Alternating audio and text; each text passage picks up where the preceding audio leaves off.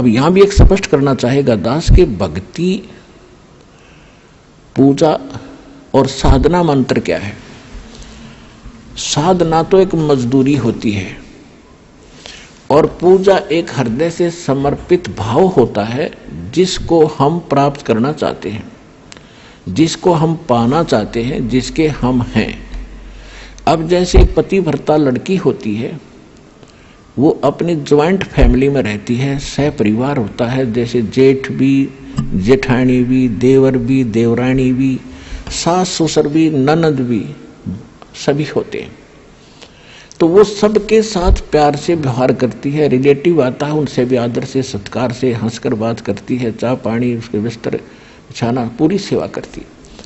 तो वो लड़की वो सबका सत्कार कर रही है, उनकी पूजा नहीं कर रही। वो पूजा तो अपने पति की कर रही है।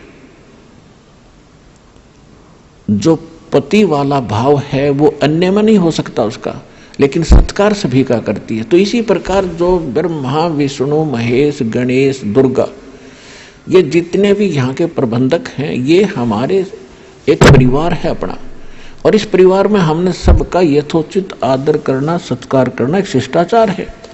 इसको नहीं करेंगे तो भी हम दोषी हैं, हम निकम्मी आत्मा है, और हमने बनना है अच्छी आत्माएं।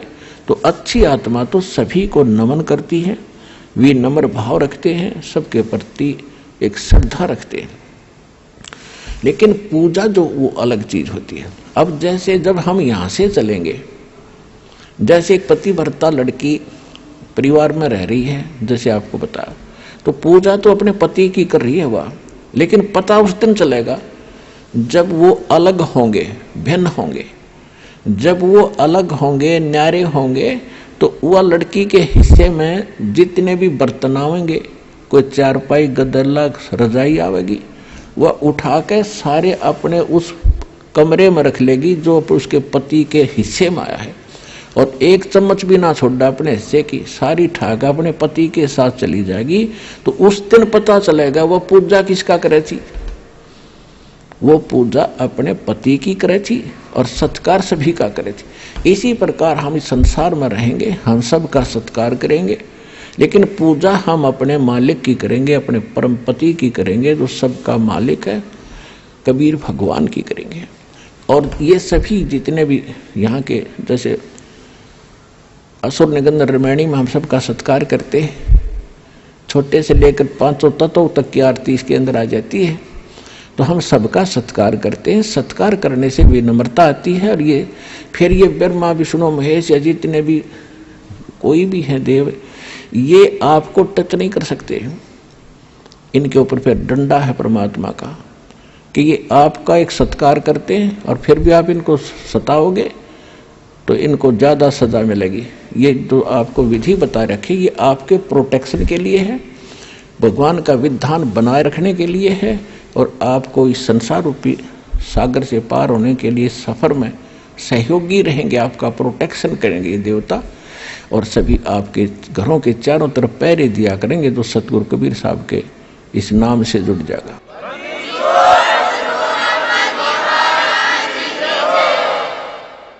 क्योंकि जैसे कोई प्रधानमंत्री या राष्ट्रपति का कोई नुमाइंदा है, कहीं शहर में रह रहा है, तो उसकी सुरक्षा और उसकी इज्जत की रक्षा, धन की रक्षा करना वहां के मुख्यमंत्री की जिम्मेवारी होती है। और मुख्यमंत्री नीचे डीसी और एसपी को सतर्क कर देता है कि इस आदमी का कोई उकचुक होगी, किसी सुविधा में कमी आ गई, तुम्हारी खैर नहीं है। तो चारों तरफ चक्कर काटते रहते हैं वो, और एक बार जरा सा भी कोई उकचुक कर दे, 2 मिनट में पुलिस डालेगी उसके पास। तो इसी प्रकार आप उस परम पिता के नुमाइंदे बच्चे हो जाओगे जिस दिन से आप सतलोक आसन बरवाला, जिला हिसार, हरियाणा से जुड़ जाओगे। आपकी सुरक्षा के लिए वहां ऐसे खड़े रहा करेंगे, देवी देवता चारों तरफ घूमा करेंगे आपके, कदे कोई भूत प्रेत आकर बकवाद ना कर दे।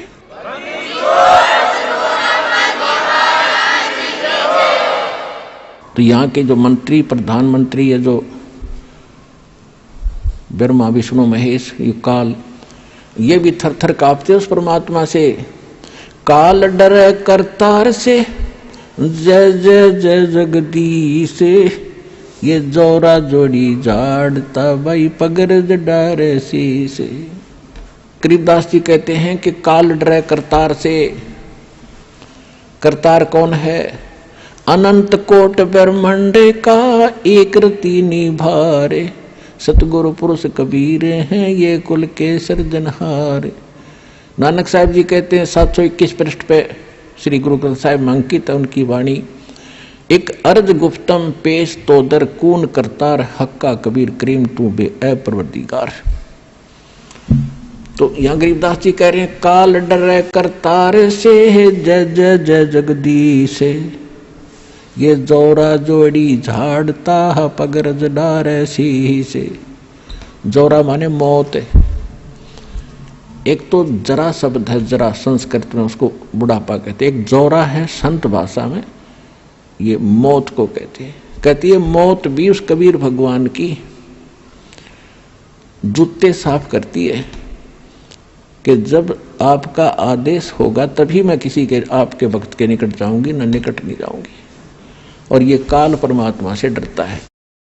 काल जो पीसे है पीसना और जोरा है पनिहार, ये दो असल मजदूर हैं मेरे सतगुरु के दरबार। पुण्यात्मा ये बात कोई छोटी गहन नहीं है। आम आदमी कोई भूत प्रेत के बारे में गलत नहीं बोल सकता, देवता के बारे में नहीं बोल सकता।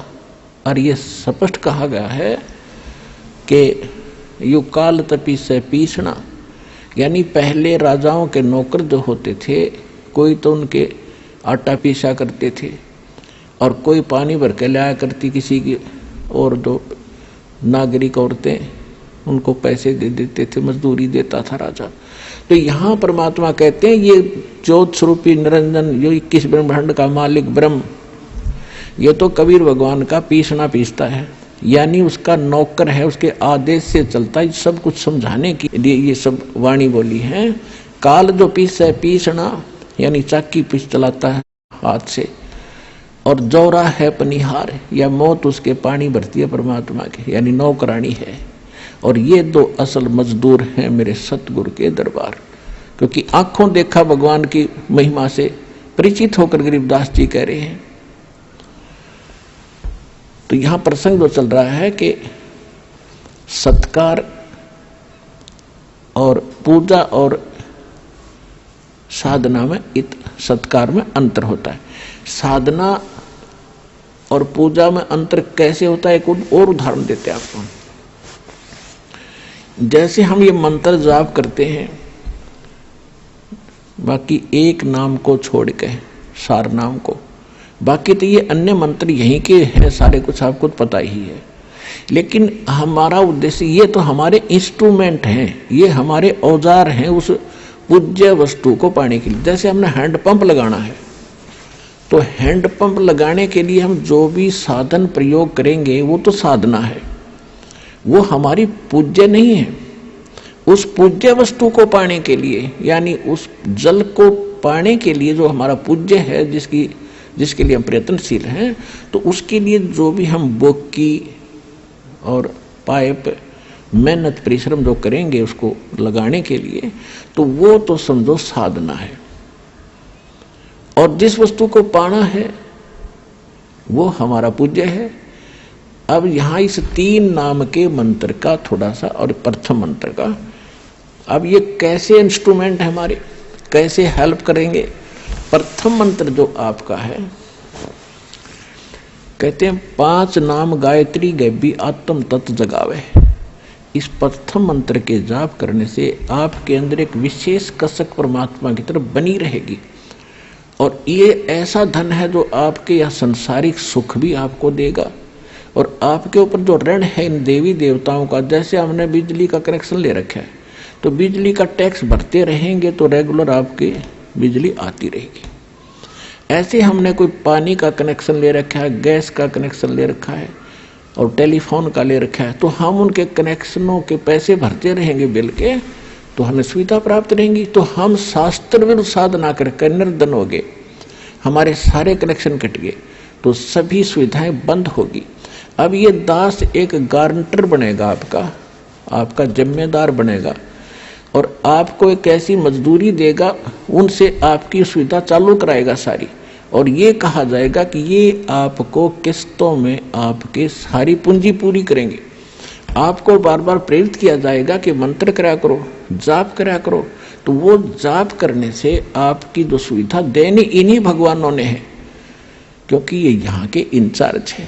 और आपकी ये देंगे क्या? वो वर्कडन, कौन सा वर्कडन, किया कर्म कौन सा, जो शास्त्र अनुकूल साधना से प्रतिफल आपका बन कर जाएगा, वो आपका वहां मिलेगा। और देंगे ये ब्रह्मा विष्णु महेशी।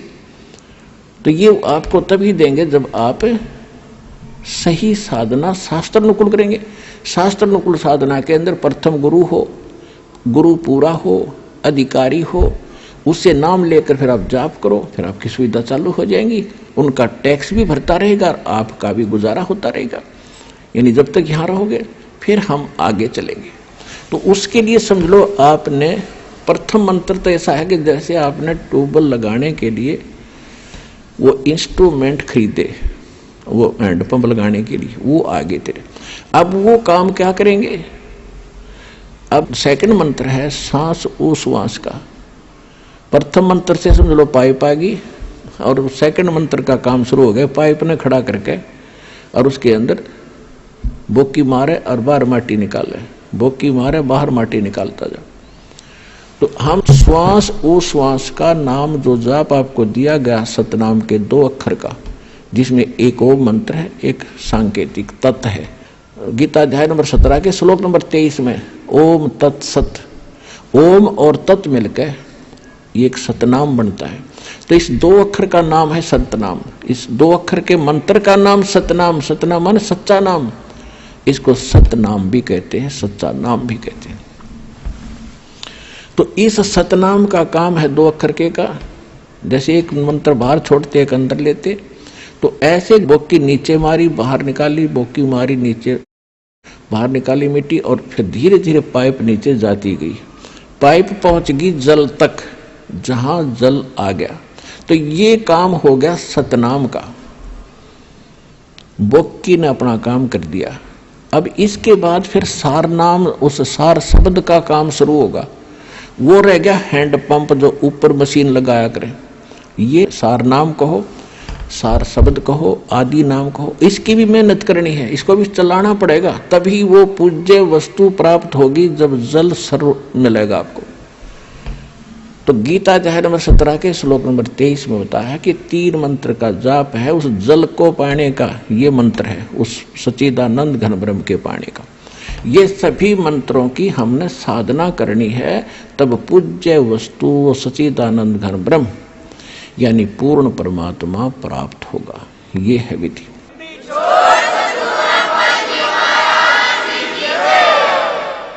अब वो कैसे प्राप्त होगा? अब प्रथम मंत्र आपको दे रखा है, तो प्रथम मंत्र और लास्ट मंत्र, इनकी जो कमाई है ये आपकी सेव रहेगी, सेफ रहेगी, बचत रहेगी। और बाकी जो 5 नामों की कमाई है, साधना है, ये हम प्रथम जाएंगे जब आत्मा हृदय कमल से चलेगी। हृदय में रहती है आत्मा का मूल वास, यहाँ पर है। जागृत में फिर यह नेत्रों के पास आ जाती है, यहाँ बैठकर सारा कंट्रोल करती है। जब हम चलेंगे तो हम सीधे मूल कमल पर जाएंगे। वहां पर गणेश जी की चौकी है, वहां बैरियर है। तो वहां जाकर के हम जब पहुंचेंगे, गुरु साथ होगा। जैसे वकील होता है तो उसके साथ साथ वो सारे काम कागज पूरे करता हुआ, अकाउंट क्लियर कराता हुआ आपका आगे चलता, जैसे सीए होता है, यो समझ लो। तो परमात्मा की आपको वहां से लेकर आखिर तक आवश्यकता पड़ेगी। अब वहां आप जब जाओगे, परमात्मा पहले ही आपके सारे अकाउंट क्लियर करवा के इनसे और त्रिकुटी में बैठा पाओगे आपको। जब आप यहां से चलोगे, संसार छोड़कर मूल कमल में जाओगे, जहां गणेश जी का कमल है, तो वहां आपके अकाउंट क्लियर, सारे क्लियर पाओगे और आपको तुरंत रास्ता दे दिया जाएगा। चलो जी जाओ, आप कागज पूरे आपके, जाइए। फिर आप आओगे सावित्री ब्रह्मा जी वाले कमल में, जिसको अधिष्ठान चक्र कहते हैं, स्वाद चक्र भी कहा है। इसी तरह वहां से आपको क्लीन चिट तैयार मिलेगी। अब जाइए, फिर इसमें नाभि कमल में आओगे विष्णु जी के कमल में, फिर यहाँ से भी आप आगे चलोगे कि आपका अकाउंट क्लियर जाइए हृदय, फिर कंठ कमल, फिर आप पहुंचोगे त्रिकुटी पे। जब आप त्रिकुटी पर पहुंचोगे वहां परमात्मा मिलेंगे इस दास के रूप में। अब जैसे आप यहाँ गुरु जी के प्रति जैसा व्यवहार, जैसा विचार और जैसी श्रद्धा आपकी है, ये आपकी यहाँ रिहर्सल कराई जाती है कि गुरु मानुष कर जानते ते नर कहिए अंध, ओवे दुखी संसार में आग काल के फंदे। गुरु को मानुष नहीं जाने, गुरु गोविंद कर जानियो, रहियो शब्द समाए, मिले जब दंडवतम बंदगी, नहीं पल पल ध्यान लगावे। गुरु गोविंद दोनों खड़े काके लागू पाए, बलिहारी गुरु अपना जिन गोविंद दियो मिलाए। अब परमात्मा ने यह सिद्ध करना हमारे को एक ट्रेनिंग दे रहे हैं कि जैसा व्यवहार आप इस दास के प्रति कर रहे हो ऐसा ही भगवान के प्रति माना जाएगा, और जैसा आप दिन में रिहर्सल कर रहे हो रात में सौपन भी वैसे ही आएंगे। तो संसार छोड़कर जब जाओगे आपको सौपन सा बनेगा। तो जैसा आपकी आस्था यहाँ वहां तो सामने स्पष्ट नजर आओगी, तो वहां आपकी परीक्षा होगी। अब जैसे वहां गुरु जी के साथ भगवान खड़ा हो, आपने परमात्मा को देखा नहीं, केवल चित्र चित्र देखे हैं उनके, तो वहां जाकर आप किसको प्रणाम करोगे? गुरु गोविंद दोनों खड़े किसके लागू पाए, बलिहारी गुरु अपना जिन गोविंद दियो लाए। यानी हमने इतना दृढ़ होना है इस मार्ग पर सफल होने के लिए। वो जो दास के रूप में होगा वो भगवान ही होगा वहां पर। अब परमात्मा ये भी देखते हैं कि जैसे 120 वर्ष भगवान रह कर चले गए यहाँ पर, और इस दास के स्थान पर अगर वो आज होते तो आप तो पहचान तो सकते ही नहीं, क्योंकि जब भी ना पहचाना, क्योंकि जो लाहे का काम करें, एक लंगोटी ही बांध, धोती ही बांध के फटे पुराने कपड़ों में घूमे फिरे, सारा काम करें, तो हमने सोचे जन साधारण आम आदमी है। तो इसलिए परमात्मा वो एक विधान बताएंगे और इसलिए दास को भेजा के भगवान को पहचानवा दे, आपको पहचान करा दे, और कैसे मिलेगा ये नियम बताओ। तो जैसे उस समय भगवान होते इस दास के स्थान पर आप जैसा व्यवहार करते, तो भगवान ये सब आपके अकाउंट जमा होता रहता आपका कि इसका कैसा व्यवहार है, कैसा विचार है। तो अब दास ये देख रहा है, दास के प्रति जैसा आपकी भावना, जैसे आपके विचार, आपकी श्रद्धा है, तो आपकी वहाँ बुक में लिखे जा रहे। परमात्मा वाले स्थान के पास आपकी एक अलग से पैड है, आपकी बही है, आपका अकाउंट खुला हुआ है, एक फैक्स वहां जाता है। तो उस समय फिर आपका जैसा स्वभाव आप वहां प्रयोग करोगे त्रिकुटी पे, जैसा आप यहां कर रहे हो एज इट इज होगा। फिर वहां से अगर गलती कर दी तो आपको फिर भी वापस पटक दिया जाएगा, वहां से भी आपको फेल होकर वापस निराशा हाथ लगेगी। यहाँ अलग बात है कि किया हुआ कर्म यहाँ ऊपर के ब्रह्मांडों में आप देवता बने रहोगे हजारों लाखों युगों तक, और फिर वहां आपकी पूरी पूंजी भक्ति नाश करा कर ये वापस पटक देगा धरती पे। तो इससे बचने के लिए जो पहले हम मार खा गए, हमने धोखे खाए, उससे बचने के लिए अब ये फावल पॉइंट बताए जाते हैं। इसमें दृढ़ रहना बच्चों, बार बार यही आपको बताया जाता है। जब आप त्रिकुटी पर पहुंचोगे तो वहां ये नीचे के मंत्र तो हो गए साफ, कंठ कमल तक सारे आपका हिसाब किताब हो गया। आपके साथ वो 2 मंत्र का जाप वो और साथ है। यहाँ कंठ कमल से लेकर त्रिकुटी तक जाने का बहुत लंबा रास्ता है। ये तो एक यहाँ तो मैप है, वहाँ ओरिजिनल चीज है। तो वहां जाने के बाद जब आप पहुंचोगे तो 2 मंत्र आपके पास होंगे, 3 मंत्र होंगे, उनकी कमाई आपके साथ होगी। ओम तो ब्रह्म का है, और दूसरा जो मंत्र सांकेतिक आपको दिया जाता है सतनाम में, वो अक्षर पुरुष का मंत्र है, सात संग ब्रह्मांड के स्वामी का। अभी तक हमारे को 10वां द्वार का ही ढोल पीटा गया ऋषि व ऋषियों के द्वारा। और एक जम्मू के अंदर मधु परमहंस को आवे, कबीर पंथी को और कख का पता नहीं इसने, और वो कबीर साहब की किता अधूरी सी बाणी पढ़ ली, 11वीं खिड़की एकादश, और वो छाती कुट्या करता ने कहा था मेरे जैसा किसी के पास ज्ञान नहीं, इस ब्रह्मांड में जो वस्तु है मेरे पास नहीं, और 11वां द्वार पा गया, 11वां द्वार इसे किसी ने बताया नहीं। कमाल के आदमी है ये तो कबीर सागर में लिखा है, आपने पढ़ लिया तो कला टूट गया। भक्ति आपके पास नहीं, ज्ञान तुम्हारे पास नहीं, जबकि कबीर साहब ने तो 12वां द्वार बताया है, 11वां नहीं है। 11वां तो अक्षर पुरुष के लोक में जाता है, इसने उसका भी ना पता, वो सुन रखी है 11वां द्वार एकादश खिड़की लगी। अब क्या है, जो ओम नाम के जाप का कमाई है वो वहां त्रिकुटी पर अकाउंट करवा दिया जाएगा।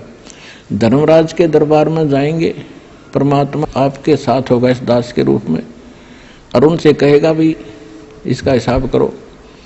गीता अध्याय नंबर 18 के श्लोक नंबर 66 में आपका विधान है, क्योंकि वहां जैसे वकील बताते हैं जजों के सामने जी ऐसा सब उस धारा में ऐसा लिखा है, ऐसा लिखा, ये खरा उतरता है तो जज उसको स्वीकार करता है।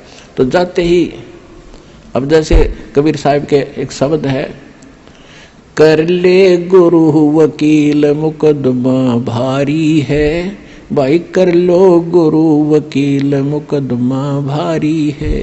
तो गुरु एक वकील का भी काम करेगा आपका। तो वहां जाकर के भगवान होंगे इस दास के रूप में, और वहां उनको कहेंगे जी आपके विधान में लिखा है, गीता अध्याय नंबर 18 के श्लोक नंबर 66 में, सर्वधर्मान परित्यज्य माम एकम शरणम व्रज अहम तवा सर्व पापे भयमोक्षामि मा शुच। इसका अर्थ इन्होंने गलत कर रखा आज तक के अनुवादकर्ताओं ने। इन्होंने क्या कर दिया, श्री कृष्ण जी कह रहा है, ये श्री कृष्ण मान रहे थी तो कि तू सब धर्मों की सब पूजाओं को छोड़कर एक मेरी शरण में आ जा, फिर मैं तुझे सब पापों से मुक्त कर दूंगा। गीता अध्याय नंबर 2 के श्लोक नंबर 7 में अर्जुन पहले ही कह रहा है कि मैं आपकी शरण हूं, आपका दास हूं, मेरी बुद्धि अब काम नहीं कर रही, मैं युद्ध करूं कि ना करूं, मुझे सीधा मार्ग बता दो, आप मेरे गुरु, मैं आपका शिष्य हूं। अर्जुन तो पहले उसकी शरण में था, ये सट्टे मारे तो के नकल तो थी नहीं इनमें। गीता अध्याय नंबर 18 के श्लोक नंबर 66 का जो अर्थ है, गीता ज्ञानदाता कहता है, अपने आत्माओं दास का उद्देश्य ये केवल राम कथा सुनाना नहीं है, आपको विद्वान बनाना है ताकि आप मार ना खा जाओ, भविष्य में फिर काम ना बिगड़ जाओ। और बहुत आसान तरीके से आपको समझाया जा सकता है, 1 बार 2 बार 100 बार बताऊंगा, अपने आप हृदय में समा जाएगी आपके। इस झूठ को हमने लाखों बार सुन लिया तो सच्ची होगी, सत्य को भी सैकड़ों बार सुनोगे अपने आप, सत्य तो है ही सत्य, या तो ऐसा जगह बना देगी फिर कोई टस से मस नहीं कर सकता। गीता अध्याय नंबर 18 के श्लोक नंबर 62 में इसने कह दिया, अर्जुन तू सर्वभाव से उस परमेश्वर की शरण में जा, उसकी कृपा से तू परम शांति को, सनातन परम धाम को प्राप्त होगा। अपने विषय में 8वें अध्याय के 5 और 7 में कह दिया कि मेरी शरण में रहना है तो मेरा 8वें अध्याय के 13वां श्लोक में मंत्र बता दिया, ओम नाम का जाप है, इसको कर, युद्ध भी कर, मेरी शरण में रहेगा तो जन्म मृत्यु तेरी भी होगी मेरी भी होगी। अब ये 18वां अध्याय लास्ट अध्याय है, लास्ट ये मंत्र चल रहे हैं, अंतिम मंत्र, अंतिम अध्याय गीता अध्याय नंबर 18 के श्लोक नंबर 62 में उसने कहा। अब 63 में वो कहता है कि अर्जुन इब तू सोच विचार कर ले, जो मैंने गुप्त से गुप्त ज्ञान आज तक किसी को नहीं बताया वो तेरे को बता दिया। ये गीता का जो ज्ञान है ये अति रहस्य युक्त था, यो आज मैंने तेरे को बताया था, कभी पहले बताया था सूर्य को, और आज मैं तुझे बता रहा हूं। सूर्य ये आग का गोला नहीं, एक देव है अलग से, जैसे बिजली महकमे का बिजली का अफसर होते हैं, मंत्री होते हैं ऐसे। तो कहता है ये गुप्त से गुप्त ज्ञान मैंने तुझे बता दिया, अब तूने जैसा अच्छा लगे वैसा कर ले। 18वें अध्याय के 64वें श्लोक में कहा कि एक और गुप्त बता देता हूं कि जिसके विषय में 18वें अध्याय के 62वें श्लोक में मैंने कहा कि उसकी शरण में जा, वो मेरा भी पूज्य देव है, इष्ट देव है। ये तेरे हित में बता रहा। 18वें अध्याय के फिर 65वें श्लोक में कहता है कि अर्जुन, यदि तूने मेरी शरण में आना है तो मुझे नमस्कार कर, मेरा भक्त बन, चिंता ना कर, तू मुझे ही प्राप्त होगा। फिर 18वें अध्याय के 66वें श्लोक में फिर कहा है, यदि तूने उसकी शरण में जाना है तो सर्वधर्मान परित्यज माम। 18वें अध्याय के 66वें श्लोक में कहा है कि आपने 18वें अध्याय के 62 में जिसके बारे में मैंने कहा श्लोक में, उसकी शरण में जाना है, सदा जन्म मृत्यु से रहित हो जाना है, कंप्लीट आपने पीस चाहिए, संपूर्ण शांति चाहता है, तो मेरे सतर की 18वें अध्याय के 66वें श्लोक में कहता है, सर्वधर्मान परित्यज माम। मेरे सतर की जो पूजाएं हैं, इसके सतर की कौन सी पूजाएं हैं? ये 500 यज्ञ करते हैं, ओम नाम का जाप आज आप श्वास से जो जाप करते हैं, ये उसके सतर की, ब्रह्म के सतर की भक्ति पूजाएं हैं। ये मुझे छोड़ दे, मुझे दे दे। और एकम शरणम व्रज, एकम माने जिसके बराबर दूसरा नहीं है, वो सर्वशक्तिमान। गीता अध्याय नंबर 15 के श्लोक नंबर 17 में जिसके विषय में कहा है, उत्तम पुरुष है तू अन्य परमात्मा इति उदाहरते, ये लोक धर्म अविश्य विवर्ती अवैश्वर। अब यहाँ पुण्यात्माओं एक 15वें अध्याय के 18वें श्लोक में ये विचलित कर देते हैं कुछ भ्रमित नकली संत गुरु। वो कहते हैं कि गीता अध्याय नंबर 15 के श्लोक नंबर 18 के बारे में रामपाल नहीं बोलता। अब उसके बारे में बोलने का विषय जब आए तभी बोला जाता है। उसमें क्या बताया है?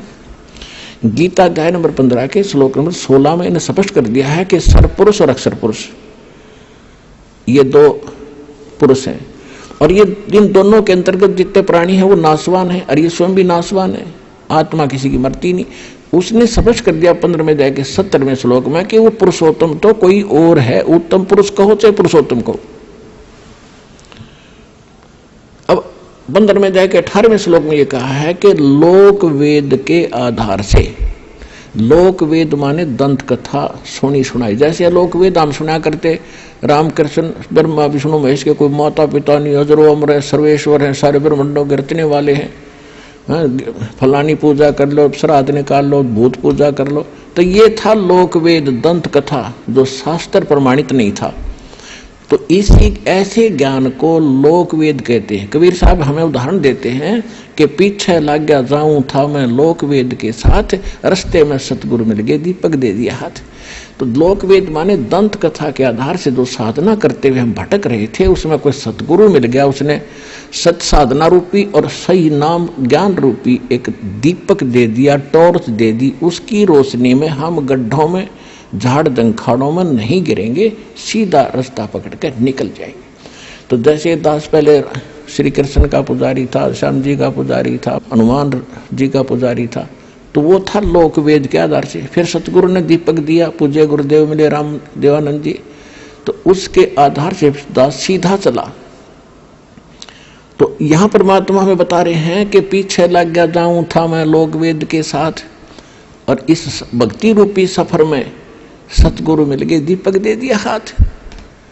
तो यहाँ गीता अध्याय नंबर 15 के श्लोक नंबर 18 में गीता ज्ञानदाता कहता है कि मैं लोक वेद के आधार से पुरुषोत्तम प्रसिद्ध हूं, क्योंकि जितने मेरे अंतर्गत प्राणी आवे हैं, इंक्लूडिंग ब्रह्मा विष्णु महेश, इनसे मैं उत्तम हूं, इनसे ताकतवर हूं, इसलिए मैं पुरुषोत्तम नाम से प्रसिद्ध हो गया लोक वेद के आधार से, दंत कथा से।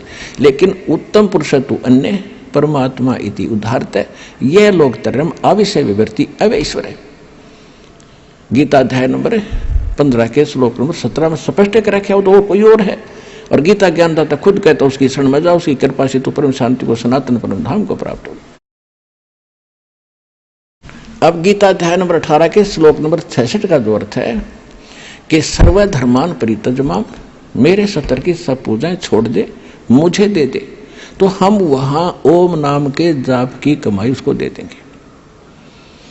तेरकुटी पर इसके लेखाकार धर्मराज के दरबार में जमा करा देंगे, ये वहां से आपको बरी कर देगा। अब आगे लेके चलेंगे परमात्मा आपको।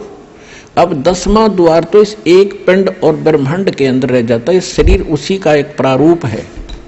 इससे आगे निकलेगा फिर सूक्ष्म रूप से, फिर जाएगा 11वें द्वार पे। 10वां द्वार जाके ब्रह्मरंध्र खुल जाने के बाद 10वां द्वार फिर एक हो जाता, जैसे एक तो द्वार का इधर का हिस्सा एक सामने का, तो इसलिए इसको भौर गुफा भी बताते हैं, हर एक उसमें भौर गुफा होती है।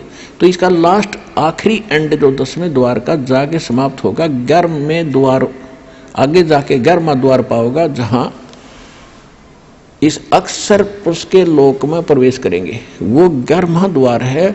21 ब्रह्मांड एक पूरा पैक्ड है, 7 संग ब्रह्मांड अलग से पैक्ड है, तो उनके बीच में एक ही द्वार है और सामने वाले में भी एक ही द्वार है। तो वो द्वार ऐसे घूम कर जाता है और